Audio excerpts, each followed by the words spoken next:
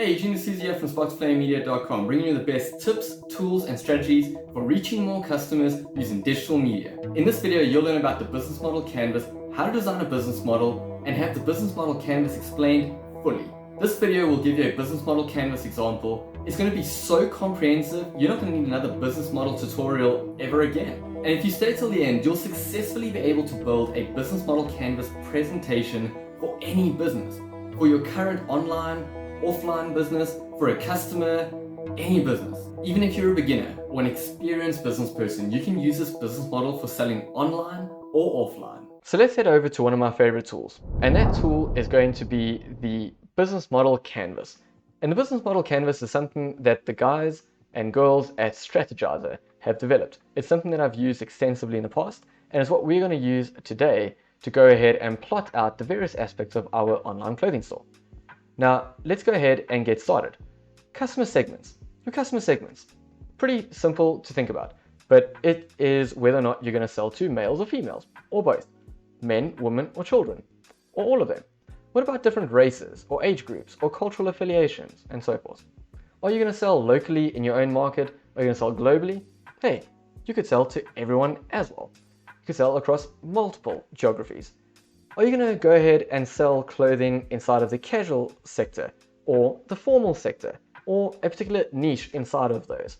So these are some of the things to think about from a customer segment perspective. And what about customer relationships? Are you going to use social media to develop customer relationships? What about your email marketing campaigns and building customer relationships that way? Or using your customer support desk to go ahead and foster long, loyal fans that are going to stick with you for many, many years to come? Or what about leveraging a brand ambassador program where you can essentially borrow the audience that is your ideal customer that other people have gone ahead and built already? Okay. What about a value proposition?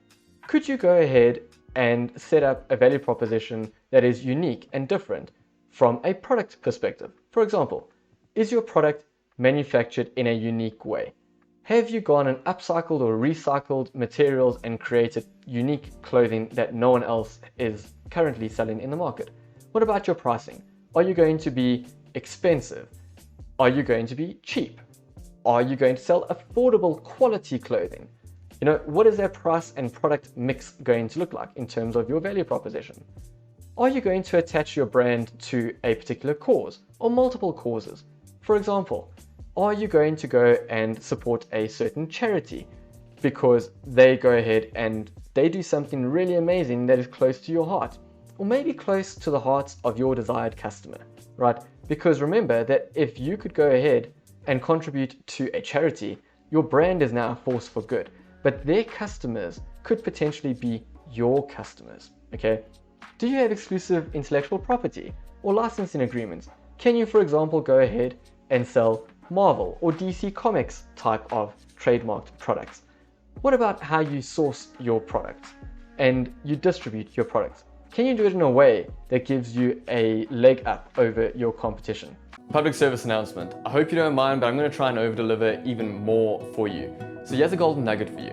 If you are starting an online business or have an online business already, but you struggle to find products and services that sell consistently month in, month out, then you're going to want to check out Ecom Conquest. Ecom Conquest is a complete done-for-you research service, which gives you market research like no other. Inside of this completely done-for-you research service are research reports. These reports are packed with industry and market and niche breakdowns that you've never seen anywhere else before. These breakdowns are focused on the actual services and products that you can use to go ahead and sell more products and services to your existing customers. Here are just some of the things that each Ecom Conquest research report includes. Up to 30 affiliate marketing programs that are curated for you, and they include the cookie duration, all the links to the home pages, the affiliate sign-up pages, as well as the percentage of commission that you would earn for that affiliate product. Up to 10 winning e-com products if you're into that physical e-com game.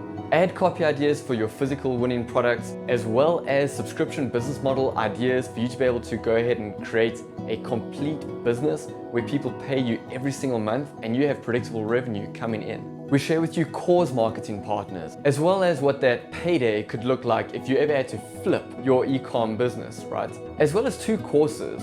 One of them shares with you how $1 million brands generate upwards of $1 million per month with their digital media businesses, where they combine e-commerce, subscription, affiliate marketing, and a whole bunch more in order to be able to build these media empires. So if all of that sounds cool and you want to model businesses like that and jumpstart your business, then you're going to want to check out Ecom Conquest. I'll go ahead and leave a link in the description for you to check out Ecom Conquest. Now, back to the video. What about your channels and how you're actually going to meet your customer where they are and sell to them where they are? Is this purely going to be on your online store? Is it going to be with what they call headless commerce, where you set up a Facebook shop or an Instagram shop or a TikTok shop where you make your pins and your posts shoppable and you integrate your Shopify or big commerce platforms into these social media platforms? What about selling on marketplaces like Amazon or Takealot for my fellow South Africans? What about using an ambassador program as a channel to get this army of affiliates out there selling on your behalf and completely just being your virtual sales team and splitting commissions with them, right? That could be really cool. What about the key activities that this type of business and many other type of businesses need to consider doing? Things like sourcing products, okay? Pretty obvious. If you want to sell something, you need a product. What about community building or buying media? Now, media buying is just a fancy term for paid traffic, okay? Paid ads. Are you going to buy ads on Facebook, on Google, on YouTube, on TikTok, etc., right? On LinkedIn, for that matter. What about key partners? Could your suppliers be considered a key partner of yours? What about celebrities? Maybe you have local celebrities that you have a relationship with or could spark a relationship with, or influencers. What about models? Models could be a key partner for you. Key resources. Remember, key resources in the space of a normal physical bricks and mortar store would be the actual physical building, right? Online, you're going to need to consider your technology as being a key resource. And your technology could be your online store, your email marketing service provider, your payment gateway, and so forth. What about your sales data that you collect in the form of a Facebook pixel or Google audiences, etc.? How about a customer install base? And that might sound like a fancy term, but all that really is some kind of contact database, okay? Be that the emails of your customers, the cell phone numbers of your customers, that you can continually stay in touch with them and provide value, give them offers, and so forth. That's a key resource to many, many businesses. That's often one of the reasons why businesses get acquired, is because another company wants access to your customers. What about mentors? Is there somebody that you know of or could reach out to ask for advice in this particular market or niche that you're looking to go into? That if you run into an obstacle, they can help you because they've been there before. Now, you've probably already figured out, but this clip was taken from another video. And this video is from a free mini course that I released right here on YouTube on how to start an online clothing store. Now, I know you may not want to start an online clothing store. Hey, you may not even want to start an online business. But I share tips, tools, and strategies that you can apply and use for any business, online or offline. And if you'd like to give that free mini course a check, I'll leave a link to that course in the description as well as in the YouTube card above. What about competitors? Now, this is obviously niche dependent. Now, if you go and pick men or women, there's going to be different competitors in that space. But later on, we'll go through some of the examples that I've gone ahead and researched, and I'll share with you some of these competitors that you can start to look at and model after. Let's have a look at the cost structure elements of the business model canvas.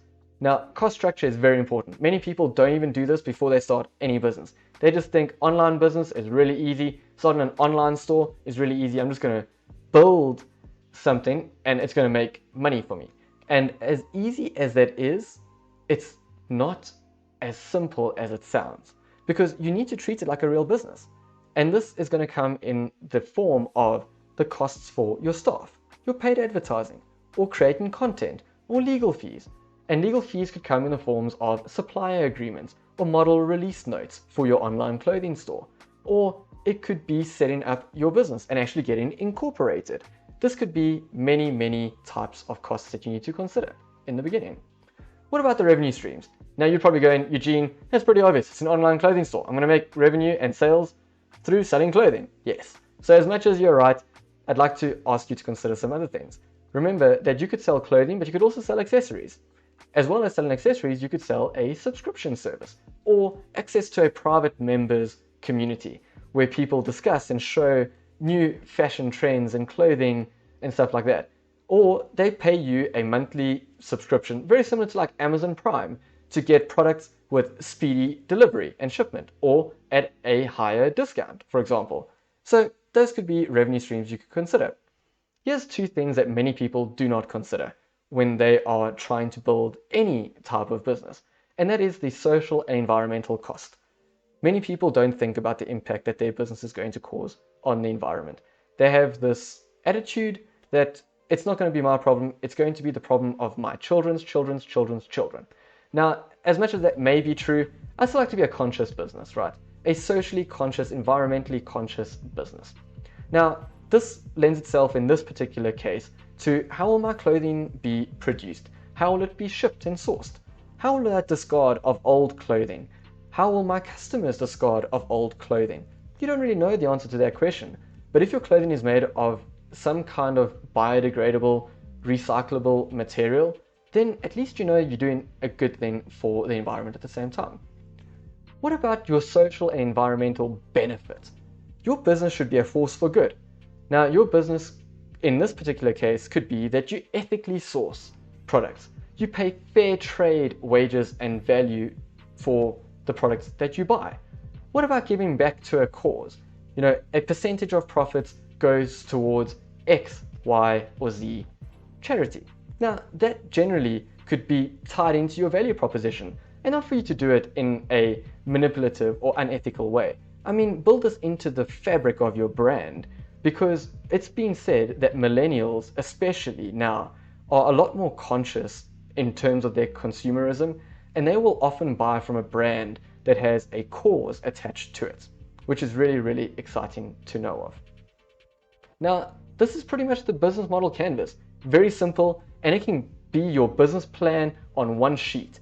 Many people won't go through the effort of doing this, but I promise you the people that do, that go ahead and apply and execute based on what they've done here, will often be the ones that succeed. Since you're learning about business models and business model canvases, you'll find this next video super insightful. We go ahead and analyze 7 multi-million-dollar brands, their annual revenue, the sub-niches that they play in and dominate, as well as the exact e-commerce technology platform that they use to generate all of that revenue. If that sounds exciting and that's going to support you generating your business model, go ahead, click on that video. I know you're going to enjoy it. And until then, peace and God bless.